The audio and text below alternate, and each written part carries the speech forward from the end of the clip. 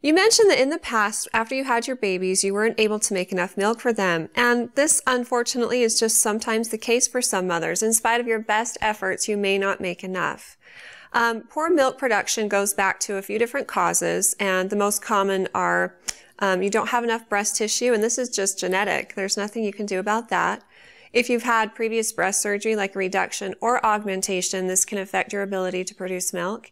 And there are also certain medical conditions, and even those that you can develop during pregnancy, like pregnancy-induced hypertension, that cause you to have high androgen levels, and this can affect your body's ability to make milk. So if those types of issues have resolved or are not present with your next pregnancy, then maybe you would be able to make enough milk this time. But if it goes back to insufficient breast tissue or previous breast surgery, those factors aren't modifiable. Milk production has the most to do with supply and demand. Now, this is ideal, and generally speaking, after you have your baby, it takes 2 to 5 days for your milk supply to come in.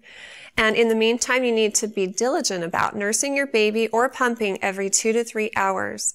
And by doing this, you're stimulating your body to make milk. And the more your breasts are emptied, the more your body knows that it needs to make milk. So insufficient milk production can also be due to poor latch, like the baby's not latching properly, so they're not emptying the breast as well as they should. Using a bad pump that's not emptying you all the way. So there's a few different things that you might consider. If those were issues in the past, then there might be something you can do about it in the future. Because of your issues, I recommend that you talk with a lactation specialist after having this next baby, and they can discuss everything that's happened in the past and see what you're facing with this baby. And if things are going well, then that's great. But if they're not going so well and you're still not making enough milk in spite of your best efforts, please remember that formula-fed kids go to kindergarten too. The most important thing is not that you're breastfeeding or bottle feeding, it's that your baby is growing and that they're happy and healthy.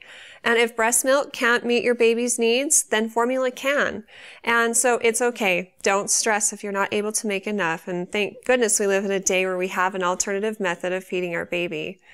Best of luck with everything, and if you have any other questions for me in the future, please feel free to ask them on our Facebook page at facebook.com/InterMountainMoms, and recommend us to your friends and family too.